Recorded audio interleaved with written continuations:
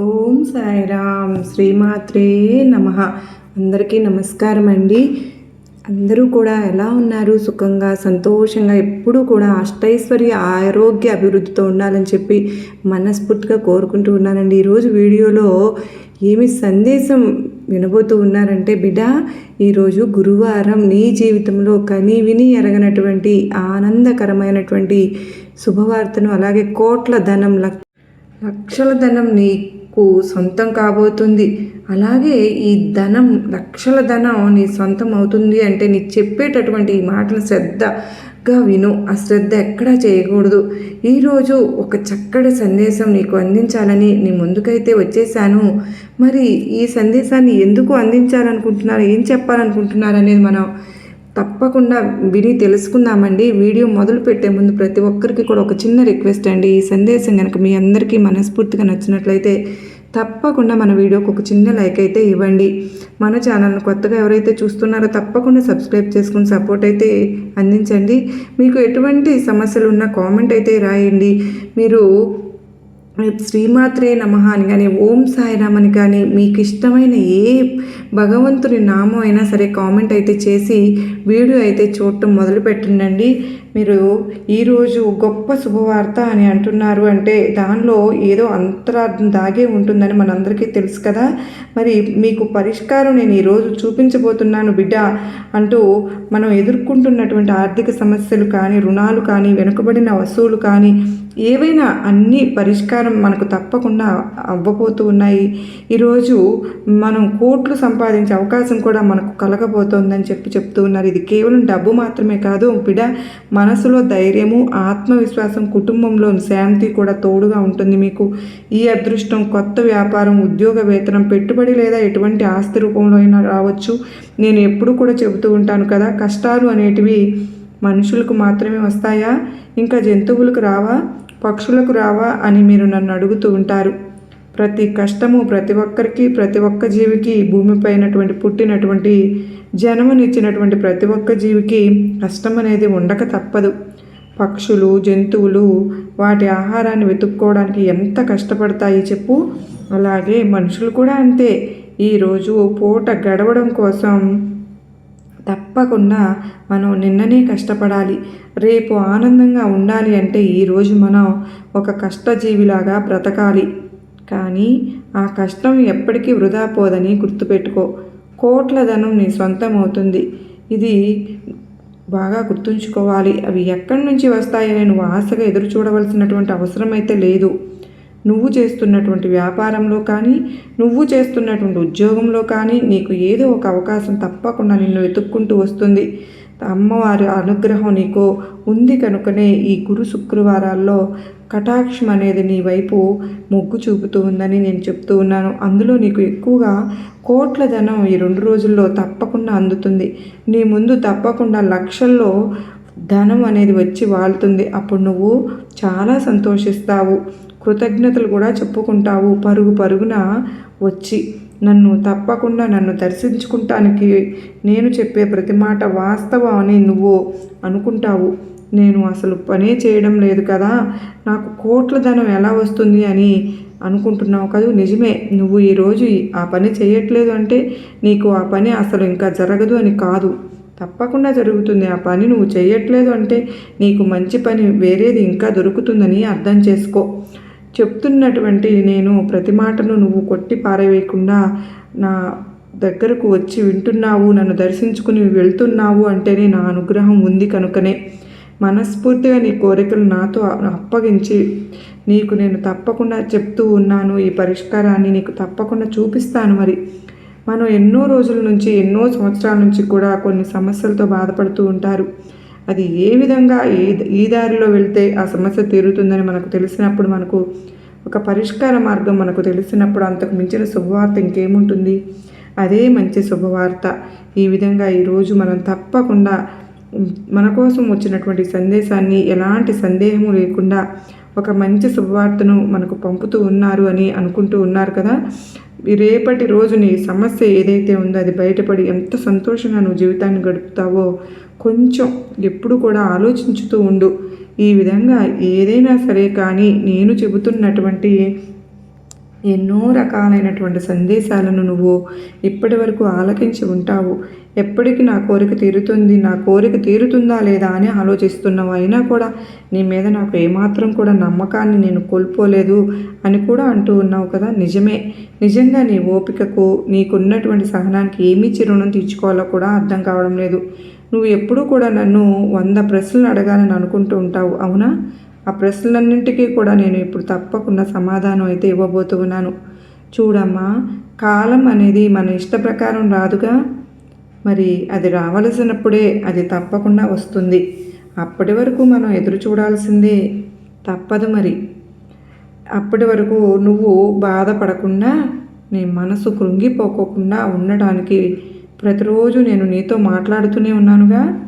అయితే నేను ఎన్నో సంవత్సరాలను ఎదురు చూడాలా అంటే అలా కాదు తల్లి. నీ ప్రతి ప్రార్థన కూడా నెరవేరడానికి కాలం అనేది అవసరమవుతుంది. నువ్వు నా పూజలు చేయడానికి, నన్ను నువ్వు ప్రార్థించటానికి, నా పాదాల దగ్గర శరణాగతి పొందటానికి, నా ఆశీర్వాదం నువ్వు పొందటానికి ఎటువంటి కాలము అవసరం లేదు. నీ జీవితంలో మంచి విషయాలు జరిగేంత వరకు నిన్ను సంతోషంగా ఉంచడానికి నేను ఎప్పుడూ నీతోనే ఉంటాను, నీ చుట్టూనే ఉంటాను, నీ పక్కనే ఉంటాను. కానీ నువ్వు నన్ను గుర్తించటం లేదు. నీతోనే, నీ చుట్టూనే తిరుగుతూ ఉన్నాను. చూడమ్మా, నీ కర్మానుసారం నువ్వు కొన్ని కష్టాలను అనుభవించవలసి వస్తుంది. ఆ కష్ట సమయంలో నీకు నేను తోడుగా ఉండి నీకు సంతోషకరమైనటువంటి రోజులను కూడా నేను ప్రసాదిస్తాను. కానీ నువ్వు వాటిని గమనించడం లేదంటే కష్టపడుతున్నప్పుడు నీ జీవితం కూడా ఇలా కృంగిపోకోకుండా నీతో ఎంతో ఇష్టమైనటువంటి కొన్ని కోరికలు నెరవేరుస్తూ నువ్వు సంతోషపడేలాగా, ఆనందంగా నీ జీవితం గడిపేలాగా నేను ఆశీర్వదిస్తూ ఉన్నాను. అర్థం కాలేదు కదా. చూడమ్మా, నువ్వు తెలుసో తెలియకో చేస్తున్నటువంటి కొన్ని తప్పులను, కర్మఫలాలను అయితే అనుభవించక తప్పదు అని అంటున్నాను. అయితే ఈ కర్మఫలాలు తీరేంత వరకు కూడా నేను కష్టపడుతూనే ఉండాలా అని ఆలోచిస్తున్నావు కదా. దాని గురించే నేను ఇప్పటివరకు నీకు చెప్తున్నాను. కర్మఫలాలు పూర్తయ్యేంత వరకు నువ్వు కష్టపడవలసిందే. కానీ ఆ సమయంలో కూడా నీకు వచ్చినటువంటి, నువ్వు ఎంతో ఆనందపడేటటువంటి కొన్ని కోరికలు నెరవేర్చడం ద్వారా ఆ కష్టాలు నువ్వు మరచిపోయేలాగా నేను తప్పకుండా చేస్తాను. అర్థమవుతుంది కదా. అందుకే నేను నీతో ఉన్నాను. నీ కర్మఫలాలన్నీ తప్పకుండా నేను తొలగిస్తానని మాట ఇస్తున్నాను. పూర్తయ్యేంత వరకు, నువ్వు జీవితంలో మంచి విషయాలు జరిగేంత వరకు నేను నీ చుట్టూనే ఉంటూ, నీతోనే నడుస్తూ, నీకైనా మంచి విషయాలు, నువ్వు సంతోషపడేలాగా నిన్ను ఆశీర్వదిస్తాను. చివరిగా కర్మఫలాలను సైతం పోగొట్టడానికి నీకున్న ఒకే ఒక మార్గం నువ్వు గుర్తించేలాగా చేస్తాను. అలానే నాకు ఎంతో ఇష్టమైనటువంటి నా ప్రియమైన బిడ్డకు మంచి శుభవార్తను తప్పకుండా నేను అందిస్తాను. ఈరోజు రేపట్లో నువ్వు మంచి కాలం అనేది నీకు వస్తుందని నువ్వు అర్థం చేసుకుంటావు. తప్పకుండా నీకు తెలుస్తుంది.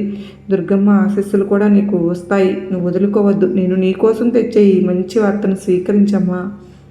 ఇక నీ కోరికలన్నీ నేను తప్పకుండా తీరుస్తానని చెప్తూ ఉన్నాను కదా. నీ జీవితంలో ఎప్పుడు ఏం జరుగుతుందో అని ఎదురు చూసే నీకు ఒక మంచి వార్తను తప్పకుండా అందించబోతున్నాను. అప్పటి వరకు నువ్వు నమ్మకంతో, ఓపికతో ఉండాలి. మరి నీకు అర్థమవుతుంది అని అనుకుంటున్నాను. ఇక ఎందుకు తల్లి, నీ మనసులో అటువంటి అలజడి నేను ఎప్పుడూ కూడా నీ చెయ్యి వదలలేదు కదా, వదలను కూడా. నీకు కావలసినవన్నీ కూడా నేను నీ చేతిలో తప్పకుండా పెడతాను. నీ జీవితంలో ఒక ప్రకాశవంతమైనటువంటి వెలుగును నేను తప్పకుండా తీసుకొస్తాను. నువ్వు ఎప్పుడూ కూడా బాధపడవద్దు. ఇవన్నీ కూడా నీకు కర్మానుసారం జరుగుతూ ఉన్నాయని గుర్తుపెట్టుకో. నువ్వు తప్పకుండా గ్రహించుకుని నీకు నేను జరిపించేటటువంటి లీలలు అనేవి, చేసేటటువంటివన్నీ విషయాలు కూడా తప్పకుండా నిదానంగా అవగతం అవుదే తీరుతాయి. నీకు ఎప్పుడు కూడా నువ్వు మననం చేసుకుంటూ ఉన్నావు, నా సమస్యలు ఎప్పుడు తీరుతాయి అని నువ్వు నన్ను అడుగుతూ ఉన్నావు కూడా. ఇదిగో ఇప్పుడే తల్లి అందుకు సమాధానం కూడా చెప్పబోతున్నాను. శ్రద్ధగా విని ఆలకించు. ఇది సత్యవాక్కు తల్లి. బిడ్డ, నేను ఎలా అయితే చెప్తూ ఉన్నానో నువ్వు అలాగే జరిగి తీరుతుంది. నీకు ఈ రోజున తప్పకుండా ఊహించనటువంటి అద్భుతాన్ని నువ్వు తప్పకుండా వింటావు. విని తీరాల్సిందే. మరి అసలు నిర్లక్ష్యం చేయవద్దు. నా మాటలను నువ్వు ఎప్పుడూ కూడా నిలబెట్టుకుంటాను. నేను నా పాదాల దగ్గర నువ్వు శరణాగతి పొందిన నా బిడ్డల కర్మలను నేను తప్పకుండా అనుభవిస్తాను. ఎంతో సంతోషంగా వాటిని స్వీకరిస్తాను కూడా. ఒంటరిగా నువ్వు పడే కష్టం, ఒంటరిగా నువ్వు కన్నీరు కార్చే రోజులు, నిద్ర లేని రాత్రులు ఎప్పుడూ కూడా వృధా కాలేదమ్మా. నీకు తోడుగా ఎప్పుడూ నేను ఉంటాను. నా ఈ మాటలు విన్నావు కదా, ఇక ప్రశాంతంగా నువ్వు ఇవాళ రేపటి కోసం ఎదురు చూస్తూ ఉండు.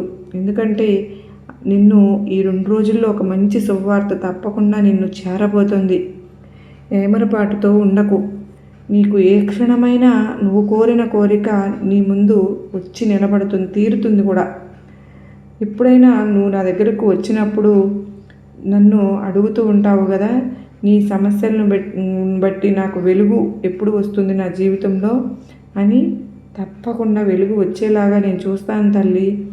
నువ్వు నీ బిడ్డల విషయం కానీ, నీ ఇంట్లో సమస్యలు ఏదైనా సరే అవన్నీ కూడా నీకు ఈరోజు అంటే ఎప్పుడైనా ఆ సమయంలో నాకు దర్శనానికి వెళ్ళి నన్ను దర్శించుకుని, దుర్గమ్మ ఇది నా జీవితంలో జరుగుతుందా లేదా అని నీకు ఎన్నో సందేహాలు ఉన్నాయి.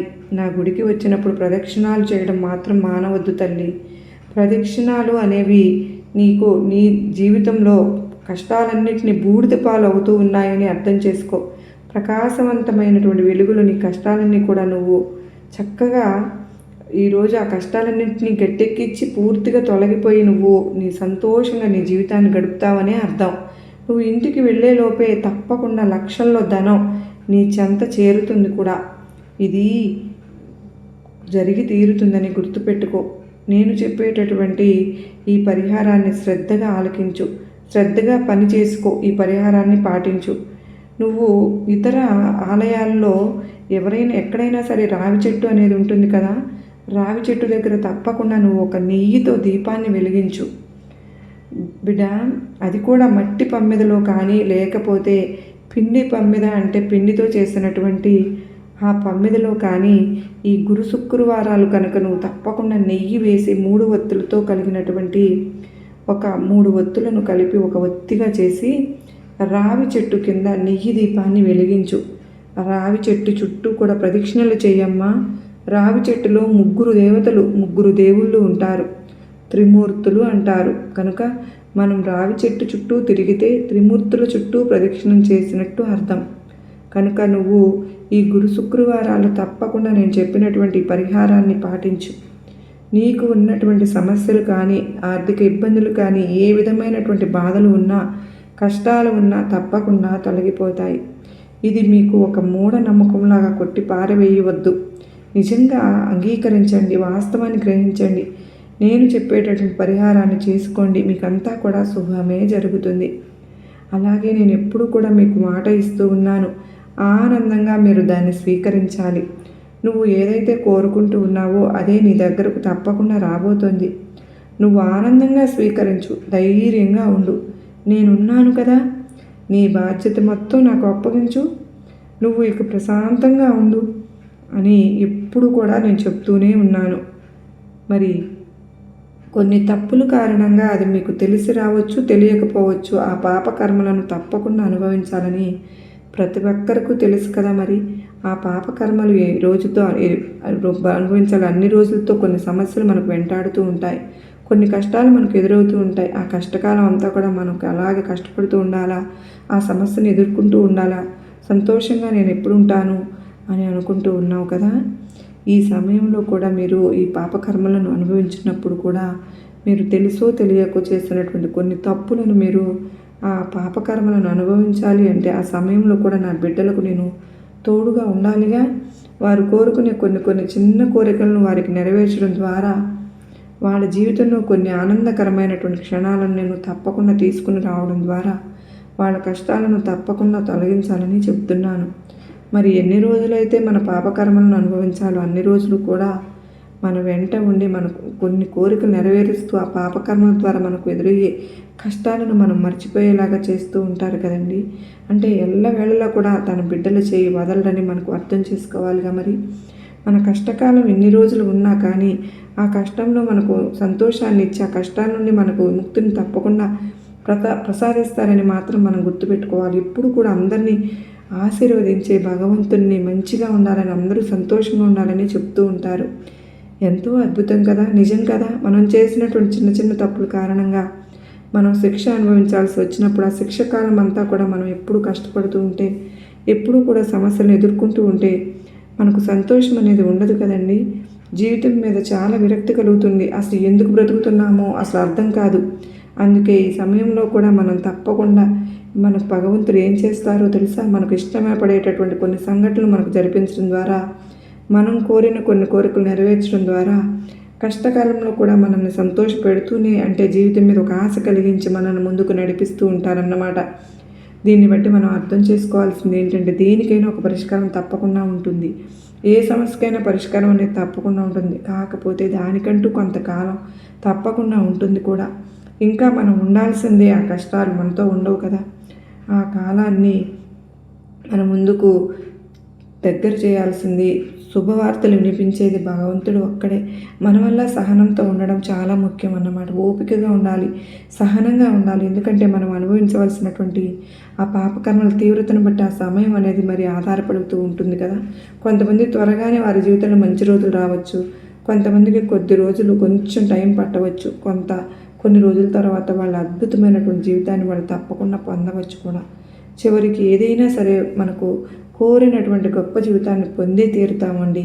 ఈ విధంగా మనల్ని ఎప్పుడు కూడా ఆశీర్వదిస్తూనే భగవంతుడు ఉంటాడని మనకు అర్థమవుతుంది కదా. ఎల్లవేళలా తన బిడ్డల చేతిని పట్టుకుని ఉంటారు కదా. మరి మనకు ఎప్పుడు కూడా తన బిడ్డల చేతిని వదలరు. ఎవరు తొందరపాటు నిర్ణయాలు అనేది మనం తీసుకోకూడదు. నమ్మకంతో కనుక మన పని మనం చేసుకుంటూ వెళ్తూ ఉందాం. కష్టాలు అనేవి సర్వసాధారణమే. అవి ఎలా వచ్చాయో అలాగే వెళ్ళిపోతాయి. వాటికి ఒక చక్కటి మార్గాన్ని అయితే ప్రతి ఒక్కరికి భగవంతుడు ప్రతి బిడ్డకు చూపిస్తారు కదా. అర్థమైంది కదా.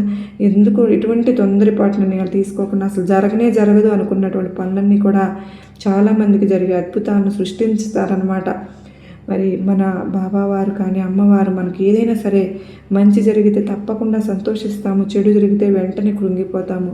అలా ఎప్పటికీ ఉండకూడదండి. పగలు రాత్రిని మనం ఎలా సమానంగా స్వీకరిస్తూ ఉన్నామో, లాభ నష్టాలను, కష్ట సుఖాలను కూడా అలాగే సమానంగా స్వీకరించగలగాలి. అప్పుడే మన జీవితం సార్థకమవుతుంది. ఈరోజు కష్టాలు వచ్చాయి కదా అని కృంగిపోయి బాధపడుతూ ఉంటే రేపు సంతోషాలను మనం ఎలా అనుభవిస్తాము? ఒకవేళ సంతోషం వచ్చినా మీరు దాన్ని ఎలా గ్రహిస్తారు? అందుకే ఈరోజు మనం సంతోషంగా ఉండడం లేదు అంటే రేపటి రోజున ఇంకా సంతోషకరమైనటువంటి జీవితాన్ని మనం గడుపుతున్నామని అర్థమైంది కదా. మీకు ఇవాళ గురువారం, శుక్రవారం రోజుల్లో మనం చేసినటువంటి వ్యాపారంలో కావచ్చు, మీరు చేస్తున్నటువంటి ఉద్యోగంలో కావచ్చు, లేకంటే మీరు ఏదైనా సాధించాలని ఎన్ని రోజుల నుంచి తపన పడిపోతూ ఉన్నటువంటి ఒక వృత్తి వ్యాపారానికి సంబంధించినటువంటి ఏదైనా కావచ్చండి, మీకు అత్యధిక మొత్తంలో తప్పకుండా కోట్ల ఖజానా మీకు లభించబోతుంది. ఇది ఒక్కసారిగా వస్తుందా? ₹1,00,00,000 అంటే అది మాత్రం వాస్తవం కాదండి.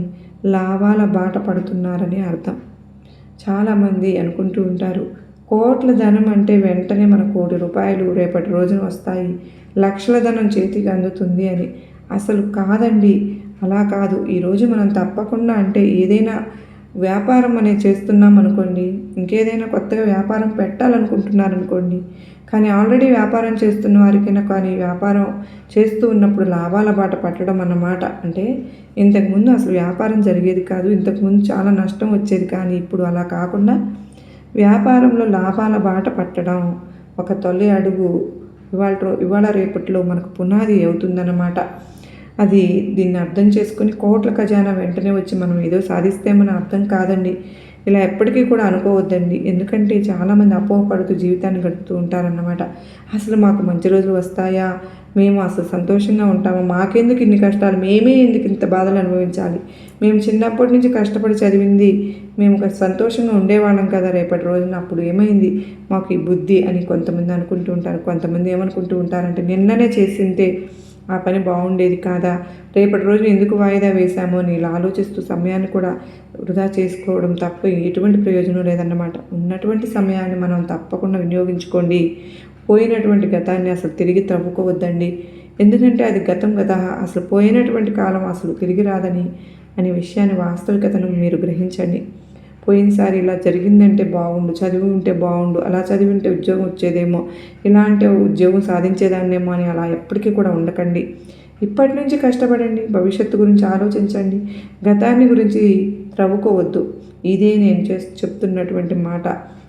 సో బాబావారు, అమ్మవారు మన కోసం ఈ వీడియో యూజువల్గా అనిపించిందని, నచ్చిందని మీకు లైక్ అమ్మవారికి బాబావారికి ఇస్తారని, మీకు మంచి జరుగుతుందని చెప్పి నేను అమ్మవారి తరపున బాబావారి తరపున కోరుకుంటున్నానండి. ఈ 2 రోజుల్లోనే గొప్ప శుభవార్తను మీరు వినాలని మనస్ఫూర్తిగా అమ్మవారిని బాబావారిని వేడుకుంటూ, సర్వే జనా సుఖినో భవంతు, లోకా సమస్త సుఖినో భవంతు.